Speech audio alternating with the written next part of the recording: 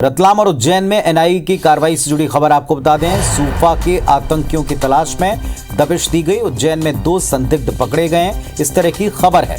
Jaipur blast की साजिश से सूफा के तार जुड़े हैं। 2012-13 में रतलाम में एक्टिव था सूफा संगठन। दोबारा से आतंकी वारदात की फिराक में यह संगठन था। सरगना इमरान खान समेत 6 लोग इस मामले में गिरफ्तार हो चुके हैं। सूफा के असजद मूली और अमीन के मोबाइल की जांच होगी। पोल्ट्री फार्म पर साजिश रचने की बात सामने आई है।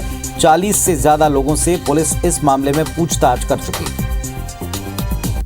और सुधीर हमारे सहयोगी भोपाल से जुड़ गए हमारे साथ में। सुधीर, मामला बड़ा गंभीर है, क्या इसमें अब तक पता चला है, कहां तक नेटवर्क फैला है?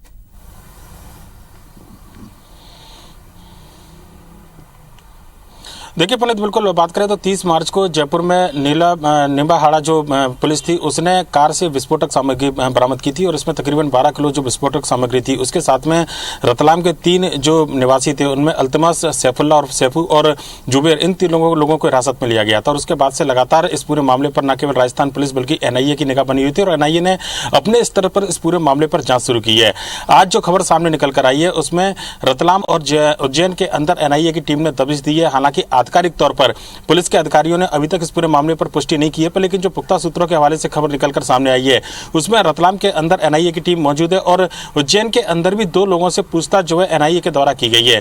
यह माना जा रहा है कि किस तरीके से कार में विस्फोट ले जाने वाले जो तार रतलाम से जुड़े हुए थे, मध्य प्रदेश के निमाड़ से जुड़े हुए हैं, ये विस्फोटक सामग्री कहां से आई थी और ये ट्रांसपोर्टेशन किस तरीके से किया जा रहा था और इनके सहयोगी और जो कहना चाहिए कि जो दूसरे मददगार हैं उनकी तलाश में ये पूरी कार्रवाई को अंजाम दिया गया है। और साथ ही साथ अगर बात करें तो इस पूरे मामले पर एनआईए अपनी जांच कर रही है। ये माना जा रहा है कि 30 मार्च के जो विस्फोटक सामग्री पकड़ी गई थी उसके बाद ये खुलासा हुआ था कि जयपुर में सीरियल ब्लास्ट करने की कोशिश जो है सूबा के संदिग्ध जो आतंकी थे उनके द्वारा की जा रही थी।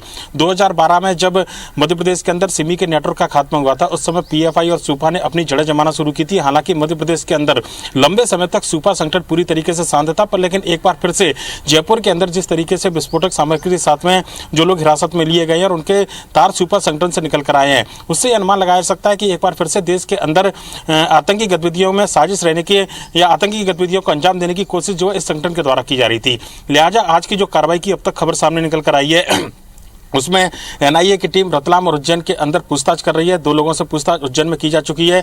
हालांकि पुलिस के जो अधिकारी है अपने दर्शकों को बताएं वो अब तक इस पूरे मामले पर एनआईए की किसी भी दबिश से इनकार करते रहे हैं। उनका कहना है कि इस तरीके की जानकारी उनके पास में नहीं है, पर लेकिन जो बात अब तक सामने निकल कर आई है कि 30 मार्च में जिस तरीके से विस्फोटक सामग्री बरामद हुई थी और सीरियल ब्लास्ट करने की जो योजना बनाई जा रही थी उसमें लोगों की जो गिरफ्तारी हुई है उसके आधार पर पूछताछ के बाद में जो अन्य सहयोगी है उनकी तलाश अब एनआईए के द्वारा की जा रही है। पुनीत, और आप बने रहिए हमारे साथ में। हमारे सहयोगी विनोद भी जुड़ चुके हैं रतलाम से। रतलाम में भी कार्रवाई हुई है। विनोद, वहां से क्या अपडेट आपको मिल पा रहा है, क्या कंफर्मेशन मिल रहा है, कहां कहां दबिश दी गई, किन्हें पकड़ा गया है, कहां तक इसका नेटवर्क वहां फैला पाया गया?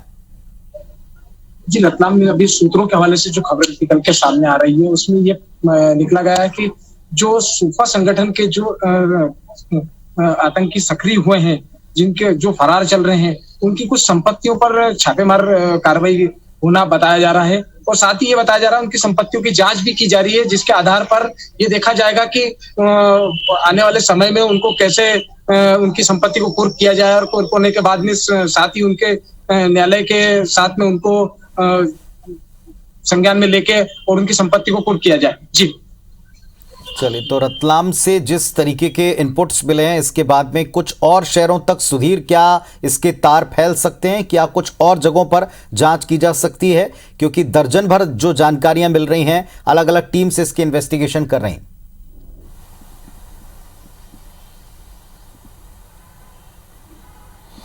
देखिए पर निश्चित तौर पर जब जांच आगे बढ़ेगी तो जो भी सुराग कम से कम पुलिस और एनआईए के हाथ में लगेंगे तो उसके आधार पर दूसरी जगह भी जरूर पूछताछ और जांच की जाएगी। जो एक जांच का एक रूटीन प्रक्रिया का हिस्सा रहता है, पर लेकिन अब तक की जो जानकारी है उसमें मालवा निमाड़ जो कि सिमी के गढ़ के रूप में अपनी पहचान रखता था और सिमी का नेटवर्क जब 2012 में ध्वस्त हुआ था उसके बाद में पीएफआई और सूफा जैसे संगठनों ने जब अपनी जड़ें जमाना शुरू किया था और जयपुर के पास में जिस तरीके से कार से जो विस्फोटक सामग्री बरामद हुई है उसके तार सूफा संगठन के पदाधिकारियों से जुड़े हैं। ये माना जा रहा है कि उन जो जांच में जो बिंदु सामने निकल कर आए उसके आधार पर हो सकता है कि जल्दी कुछ और लोगों से पूछताछ की जाए, उनसे जानकारी जुटाई जाए और उसके आधार पर हो सकता है कि आने वाले समय में इस पूरे मामले को लेकर कुछ और गिरफ्तारियां भी देखने को मिले। पुनीत, चलिए, बहुत शुक्रिया आपका, और विनोद आपका भी शुक्रिया इस पूरे अपडेट के लिए, जानकारी के लिए।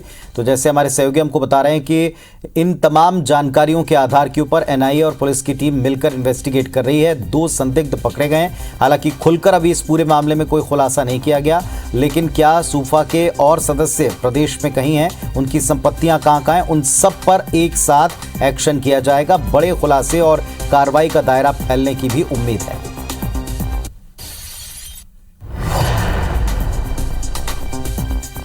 तो रतलाम और उज्जैन में आज एनआईए ने दबिश दी है। रतलाम उज्जैन में एनआईए की कार्रवाई हुई है। उज्जैन में 2 संदिग्धों के पकड़े जाने की खबर है। जिस तरह हमारे सहयोगी भोपाल से हमको बता रहे थे कि जयपुर ब्लास्ट की साजिश से सूफा के तार जुड़े हुए थे। 2012-13 में रतलाम में संगठन एक्टिव हुआ था। सिमी का नेटवर्क ध्वस्त होने के बाद में जिन संगठनों ने यहां अपने पैर फैलाए थे उनमें से एक सूफा भी था। अभी जो कार्रवाई की गई थी उस कार्रवाई के तार मध्य प्रदेश में 2 शहरों से जुड़ते पाए गए, एक रतलाम और दूसरा उज्जैन। उज्जैन से हमारे सहयोगी जुड़ रहे हैं, इंद्रेश हमारे साथ में जुड़ रहे हैं। इंद्रेश का रुख करते हैं। इंद्रेश, उज्जैन से क्या अपडेट आपको मिला इस कार्रवाई को लेकर? कितनी जगहों पर कार्रवाई? 2 संदिग्ध पकड़े गए हैं, क्या इनको कंफर्म किया है? इनके बारे में कोई डिटेल मिला है? जी बिल्कुल, बताना चाहूंगा कि एनआईए की टीम द्वारा उज्जैन में कार्रवाई तो की गई है, लेकिन उस पूरी कार्रवाई को लेके उज्जैन पुलिस जो है किसी भी कार्य की जानकारी देने से कतरा रहा है, वो चुप्पी साधे हुए। और वहीं बात करें यदि सूत्रों की, तो सूत्रों का ये कहना है कि उज्जैन में एनआईए द्वारा जो कार्रवाई की गई उसमें 2 संदिग्ध लोगों को गिरफ्तार किया गया है, जो कि सूफा संगठन से जुड़े हुए बताए जा रहे हैं। जैसा कि बीते दिनों निम्बाड़ा से कहीं 12 किलो से अधिक मात्रा में विस्फोटक बरामद हुआ था और 6 से अधिक जो आरोपी एनआईए ने हिरासत में लिए थे, उसके बाद पूछताछ में यह सामने आया था कि मध्य प्रदेश से भी आतंकवादी गतिविधियों में लिप्त आरोपियों के जो तार यहाँ जुड़े हुए हैं, तो जिसके चलते यहाँ पे आज एनआईए की टीम ने कार्रवाई की है। उज्जैन के सहित रतलाम में भी कार्रवाई की गई, लेकिन वहां पे किसी भी तरह की सफलता एनआईए की टीम को हाथ नहीं लगी है। वहीं बात करें उज्जैन की, तो 2 जो संदिग्ध हैं, जो सूफा संगठन जो कि 2012-13 के लगभग जो है एक्टिव था, लेकिन अब दोबारा से एक्टिव होता नजर आ रहा है, तो जिसको ध्यान में रखते हुए एनआईए की टीम ने कार्रवाई की है।